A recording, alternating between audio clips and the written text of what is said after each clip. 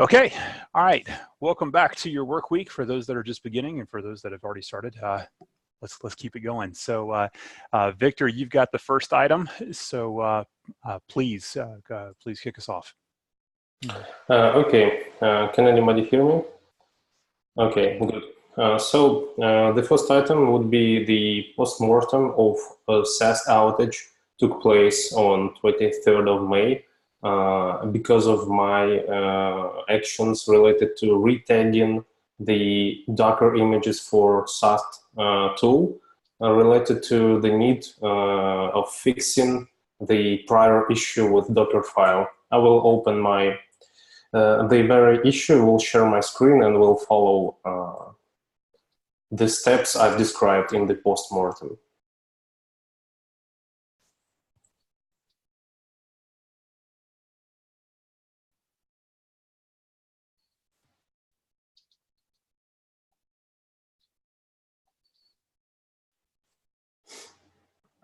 Okay, so the incident started from Cynthia has reported that customers were experiencing issues while running the SAS Docker image of 11.11 stable branch. The problem was that the binary could not be executed on the Linux-based Docker image for which it was actually intended to be run at.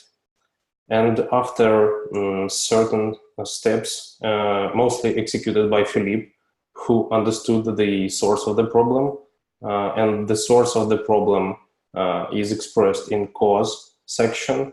It was that these binaries, SAS binaries, were built for the Mac GoOS environment variable, which represents Mac binary format for executables.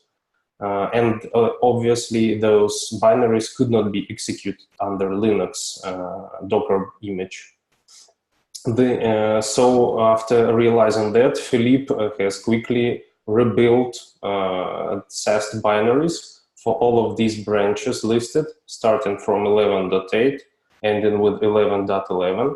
And he republished those Docker images, effectively fixing the issue. What was the cause of this issue? Strategical cause, as I already said, was that in order to retag these Docker images after the fixes in the Docker file, in this issue I currently pop over the mouse, security templates, etc. In order to retag those images, I had to rebuild them from scratch, which has involved rebuilding the binaries for SAS tool. And I had several options. I have discussed these options with Lucas, and we had option to create additional jobs in pipeline, temporary jobs, to rebuild those images and retag them. And the second option was manually retagging them, rebuilding them and retagging them and pushing them manually. Because this was already a workaround executed previously for another task. All of this is described in this release issue. I have chosen to execute the manual rebuilding, retagging, and pushing those Docker images, which was obviously incorrect because I didn't take into account that I'm rebuilding on Mac operating system. So the right way to do that, and also because of isolation, because of controllability, would be to create additional jobs in the pipeline to execute these steps in isolation and against proper kernel, against proper binary format for Linux operating system. So getting back to the postmortem issue, I have expressed the immediate cause for this problem and the strategical cause. The strategical cause is that we currently are unable to release a new version of our tools without having a tag, without having a Git tag.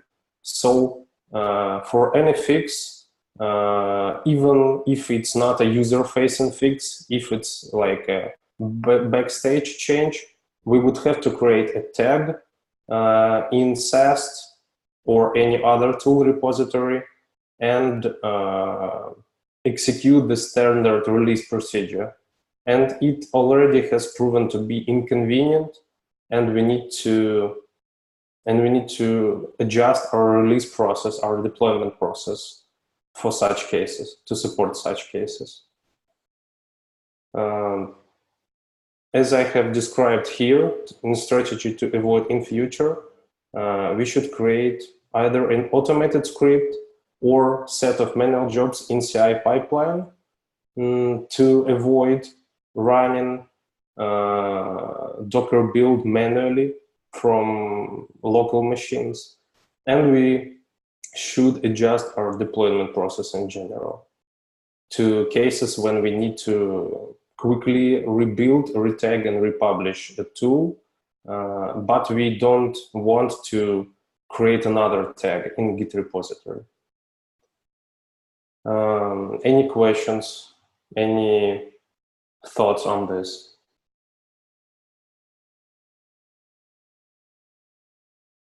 Let me jump in and add here. Victor, thank you for going through this. So we had an outage. So the whole point of, to me, what makes this conversation important is it's identified what is most likely a gap in our process that releases our tools to our customers that we need to figure out how to close and close permanently. So the point of doing this is, number one, to have a conversation so we all learn what happened, how it happened, and see if there's, so we all can avoid this workflow in the future.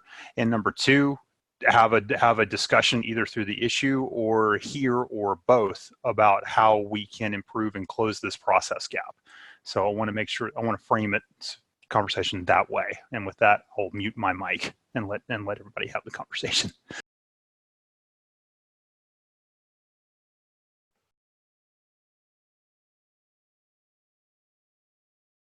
Also, if there are no comments right away, also there is some feedback in this issue about possible steps to avoid such cases in future. And I'm going to create additional issues or merge requests to react to them, especially for Philippe's comment that I guess it's worth adding to the handbook or our section of handbook, like secure stage section, that we should avoid releasing products out of the CI pipeline by hand. We should anyway keep every stage of our release process inside the pipeline to have it reviewable, observable, and controllable by team and by automated tools.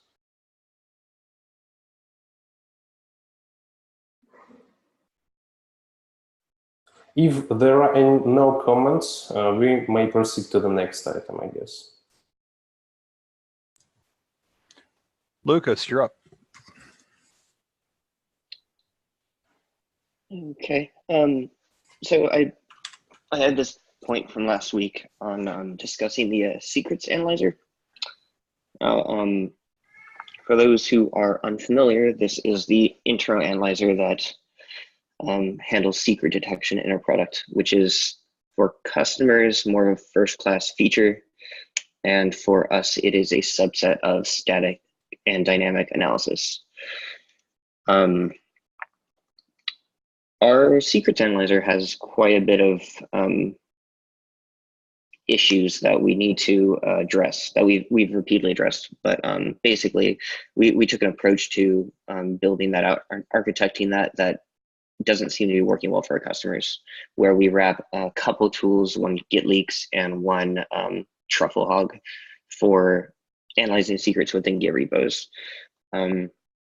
Architecturally, there's several other approaches that other companies have taken that solve a similar problem with basically a large, high-performant regex engine. That could very well be a better approach than what we went with.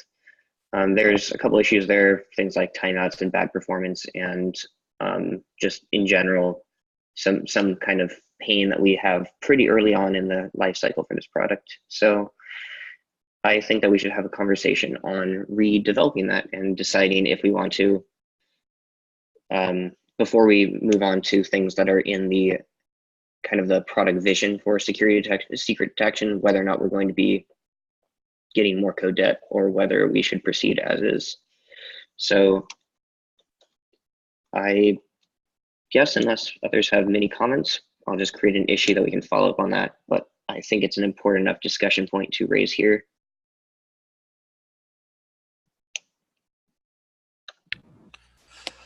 So I'm kind of coming in new to this.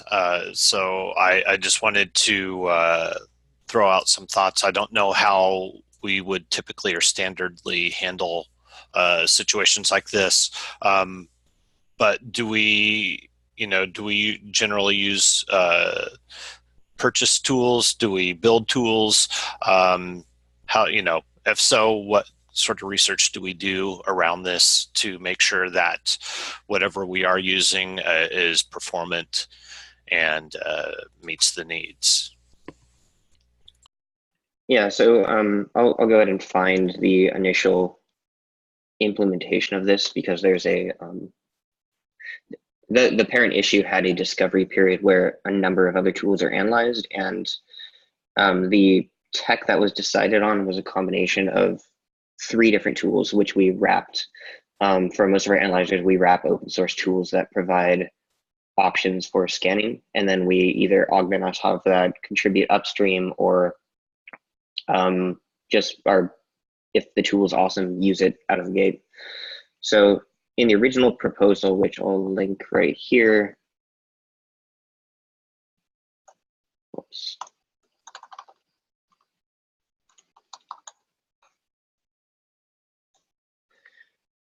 Okay, point C under number 2 is the original proposal on discovery, and 1, 2, 3, 4, some 8 tools are evaluated.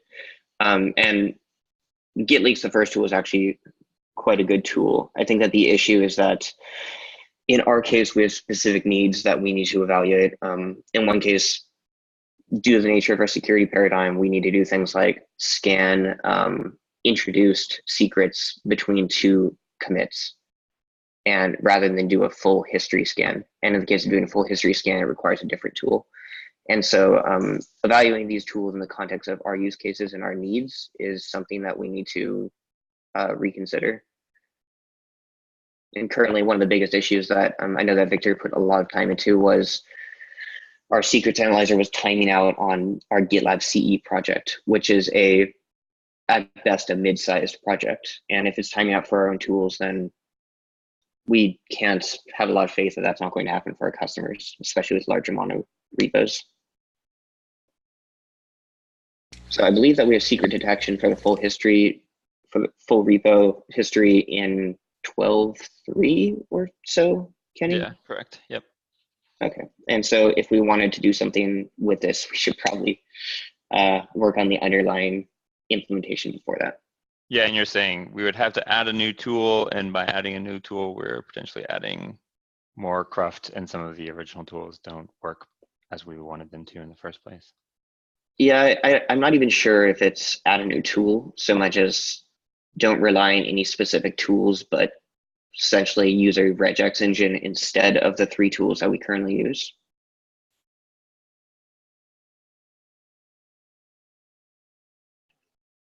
Okay. Yeah, again, and I apologize. I don't know if this is the proper forum to take this on or not, but do we,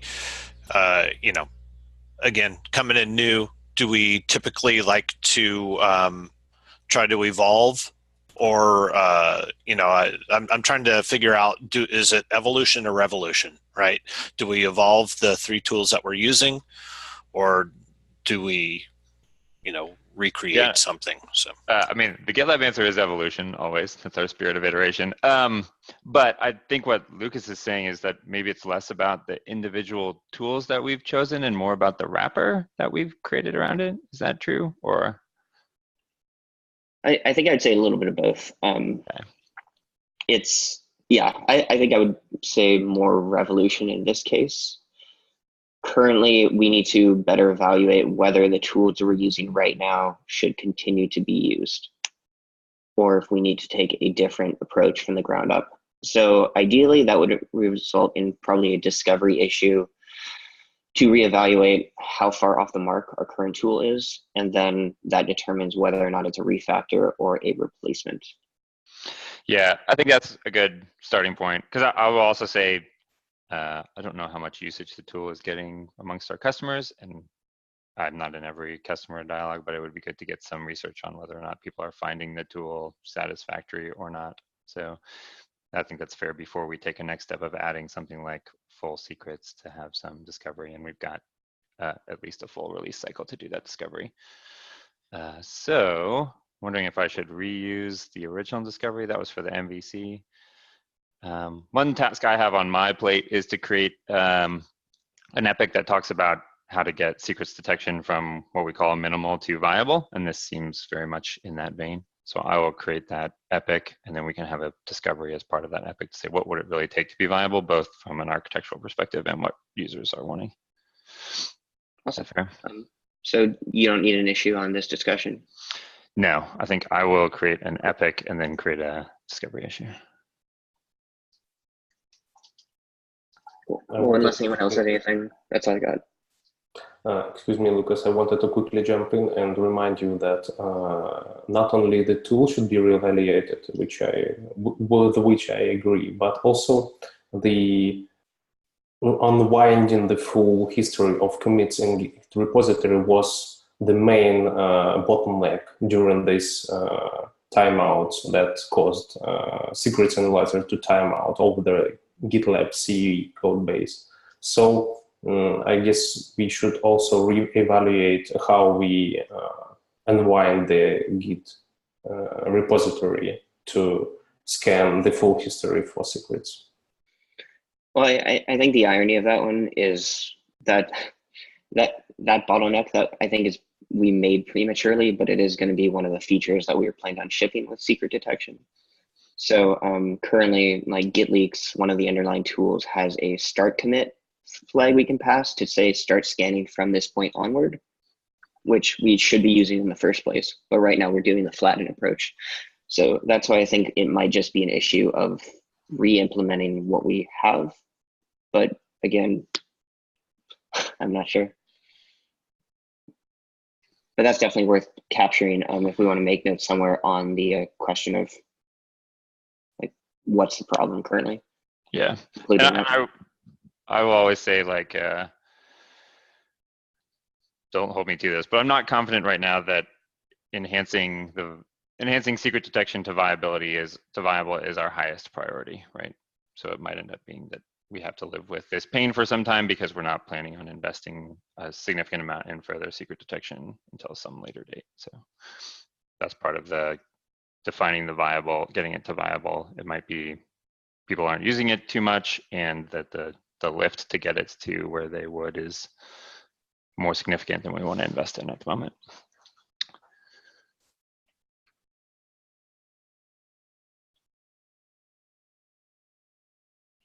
All right, unless there's more here, I'll keep us moving forward.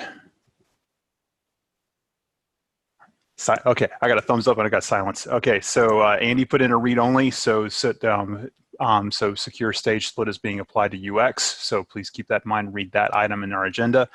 I'm going to just plow on through. So anyway, as has been noted before, there's someone new here. So everybody welcome Todd. So we officially have a new director, so Todd's here. We're going to say hello. Todd, I don't know if you want to spend a few seconds or a breath introducing yourself, or if we just want to keep on moving forward. I'll just say something really brief. Thanks everyone for having me here. I'm still getting used to how GitLab does business. So again, if I'm speaking up too much or too little, just nudge me and let me know either way.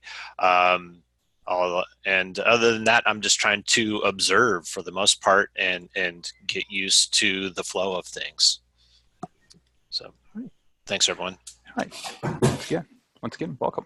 All righty. So continuing through. So as noted, as questioned in the agenda, who doesn't have access to Periscope?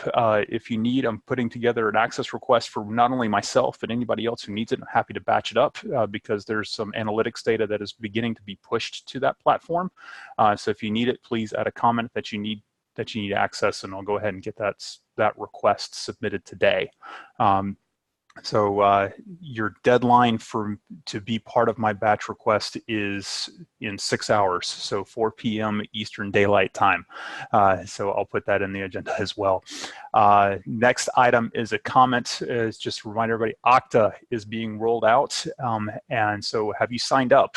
So Kathy has noted that about half of the company has activated their Okta accounts. If you haven't, please do so. Full disclosure, I haven't. That's part of my to-do list for today. But the next phase is them verifying that, one, it's working with the application stack that we've identified thus far, and also do a gap analysis on if there's tools that need to be added to this particular authorization platform. So please participate if you haven't. Then I've got a read-only, excuse me, and Kenny ninja'd his question out. And so I ninja'd my question out? What did I do? I think so. I didn't. Kenny, I thought you had a question on backlog grooming before I added going. There's more down below. Oh, I added it below. Yeah, sorry. Okay. All right. So my bad. Okay. So there's my, also, I have one more read-only item for me in that there is, that security is testing an escalation engine for CE issues. Please read and understand what's going on with this with this particular process. And if you have questions, please reach out. And with that, now I'll hand it to Kenny. And Kenny, you've got the last one. Okay. Yeah, I was just, so this is something that Dahlia has also been suggesting should be a new standard, especially as we move to CD, that products should maintain a consistent prioritized list instead of like grouping them into specific milestones. This is easier for me, and it feels very, I don't know what I'd say, uncollaborative, the process we do it today, where it's like Kenny and Nicole does the same thing. We create a list and we hand it to Thomas, and you and the team evaluate it, and you give us the cut. Like, that doesn't feel like how we should be doing things in a CD world. And so really I spent some time this weekend trying to figure it out. I have this like tactical problem of, I don't know how to provide that list. I don't know how to take a set of issues and sequence them other than creating a Google Doc, which feels very wrong. I don't know if anyone else has experience or has played around with this and knows how to do it, but I would love suggestions, and I'm going to try to do it this week for 12.2 and 3. But if anyone has any, I don't know what you call it, GitLab tips and tricks, I would love them. I know there is an issue for prioritizing, but it doesn't seem to work at the moment. I have a hack of an idea. I'll write it up and send it your way, and you can tell me where I'm wrong. Yeah, or just actually, if you would just want to add it to our Slack channel, then others can discuss, and I can respond there. Okay, G-Secure? Yeah. Okay, I'll do so today. Cool. All right. Yeah, issue board to rank on. Because that's the thing that I don't seem to be able to do is if I take things on an issue board, it ends up sorting them by label priority first, always. So okay, maybe I don't use issue boards enough for that, but yeah. I definitely trust your ability on those more than mine. Okay, cool. The next one was we have a new, there's been an ongoing discussion about how and where do we split and start preparing for the defend section.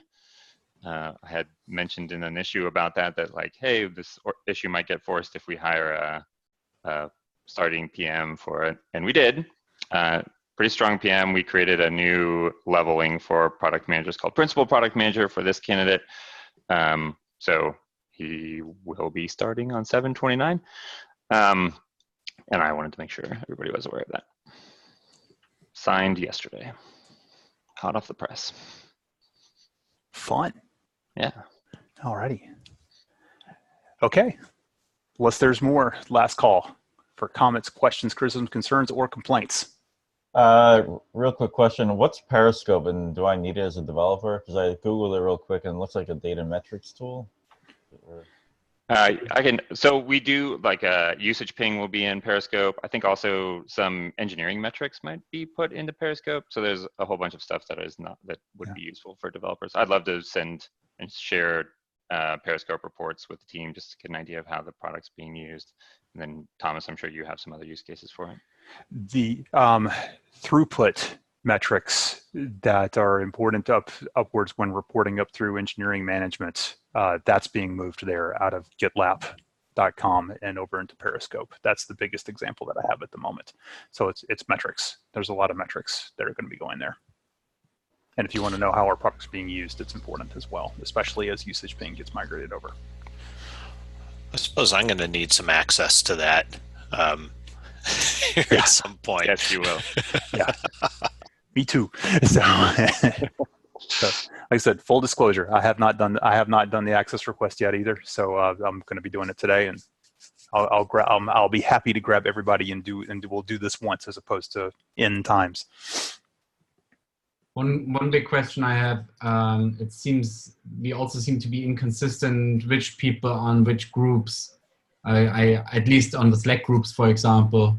Is this something we should talk about in general? You know, maybe because at the moment a few people are missing from the @secure-team handle, for example.